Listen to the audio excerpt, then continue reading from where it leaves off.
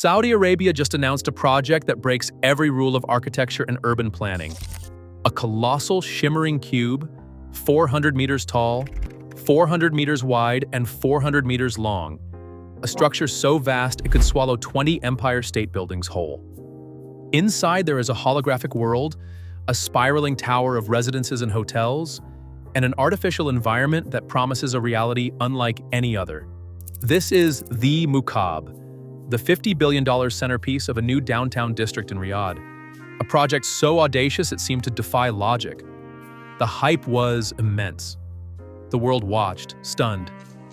And then, almost as quickly as it appeared, the dream began to crumble. The project, once hailed as the future, was quietly forced to a halt. So why was this $50 billion megaproject, this jewel of a nation's ambition, forced to be abandoned? The answer is a story about the collision between limitless vision and the cold, hard reality of economics. To understand the Mukaab, you have to understand the ambition of modern Saudi Arabia.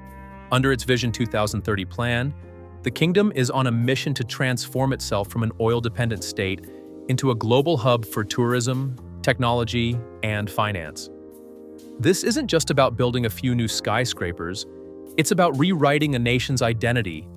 And to do that, you need symbols. You need icons. You need projects so bold they capture the world's imagination. Enter New Murabba, a planned new downtown for Riyadh, and at its heart, the Mukaab. The official announcement in early 2023 was a masterclass in marketing. Glossy computer-generated imagery showcased a cube of shimmering gold, its exterior covered in intricate, overlapping triangular forms inspired by traditional Najdi architecture. Inside, it felt like pure science fiction. A central tower rose surrounded by holographic skies, projecting otherworldly landscapes, from the surface of Mars to magical floating forests. It promised to be an immersive destination, blending residential, commercial, and entertainment spaces into a single, self-contained world. The project was designed to be the new center of Riyadh, a magnet for international investment and tourism, and a powerful symbol of the new Saudi Arabia.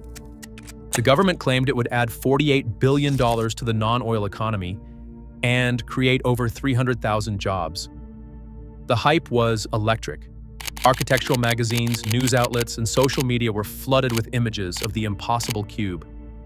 It was a statement, a declaration that Saudi Arabia was not just joining the future, but building it. The message was clear: forget Dubai, forget Singapore. The new center of the world is here. But behind the dazzling renders and the bold promises, a different reality was taking shape. Building a 400-meter cube is not like building a normal skyscraper. The engineering challenges are monumental. A structure of this size and shape has to withstand immense wind loads, and its vast, flat roof would be a target for the relentless desert sun. The internal holographic projection system, a core feature of the design, would require technology that, in many ways, does not exist yet at that scale. The cost, initially pegged at $50 billion for the entire new Murabba district, was always a rough estimate. Experts quietly warned that the final price tag for such a complex, unprecedented structure could easily spiral out of control. And then there was the timeline. The project was slated for completion by 2030, a breathtakingly ambitious goal for a project of this magnitude. It was a deadline driven not by engineering reality, but by the political timeline of Vision 2030. The pressure was on, the world was watching, and the clock was ticking. The plan called for a structure with 2 million square meters of floor space, including 9,000 hotel rooms, retail space, and cultural attractions. To put that in perspective, that is more floor space than the entire Pentagon. And they wanted to build it in less than 7 years. For a while, the momentum seemed unstoppable. Early site work began. Excavation contracts were awarded. Millions of cubic meters of earth were moved. But then, the whispers started. Reports began to surface of budget reviews and shifting priorities. The Saudi Public Investment Fund, the financial engine behind Vision 2030, was juggling multiple giga-projects at once. NEOM, The Line, the Red Sea Project, and dozens of others. Each one was demanding tens, if not hundreds, of billions of dollars. At the same time, global economic headwinds and fluctuating oil prices were putting pressure on the kingdom's finances. The limitless well of money was, for the first time, showing its limits. The cold, hard math of economics began to clash with the soaring vision of the architects. A project like the Mukaab is what is known as a prestige project.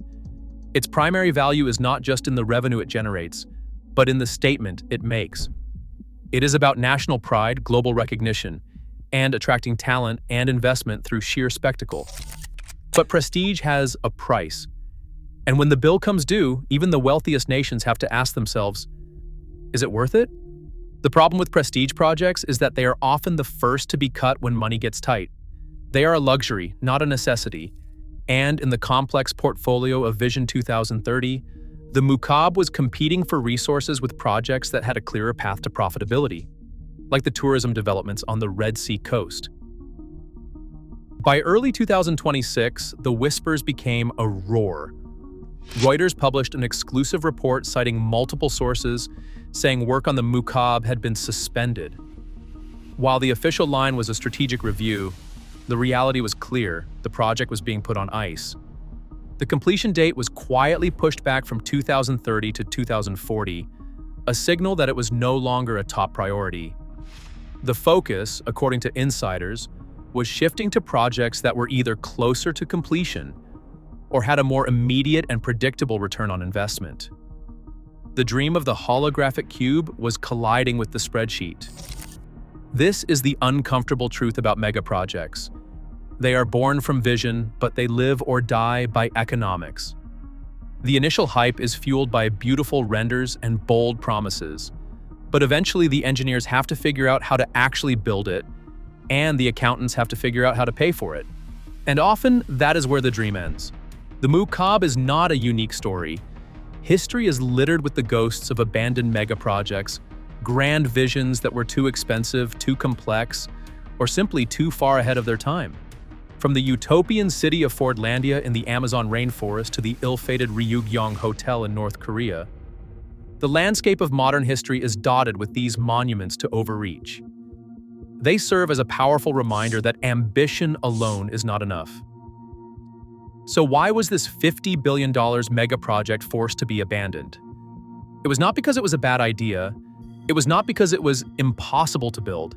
It was a luxury, not a necessity. It was a symbol. And in a world of tightening budgets and competing priorities, symbols are the first thing to be sacrificed. The Mukaab was forced to be abandoned because it lost the battle against a far more powerful force than gravity or wind: the bottom line. It is a stark reminder that in the world of mega engineering, vision is easy. It is the execution that is hard. It is a lesson that even the most ambitious nations with the deepest pockets have to learn again and again. The desert is patient. It has seen many dreams rise from its sands, and it has seen many of them return to dust. The Mukaab, for now, is one of them. A silent, half-excavated monument to an ambition that flew too close to the sun. But the story is not over. The plans are still there. The ambition has not faded. And in a country that is determined to build the future, no matter the cost, the dream of the cube may one day rise again.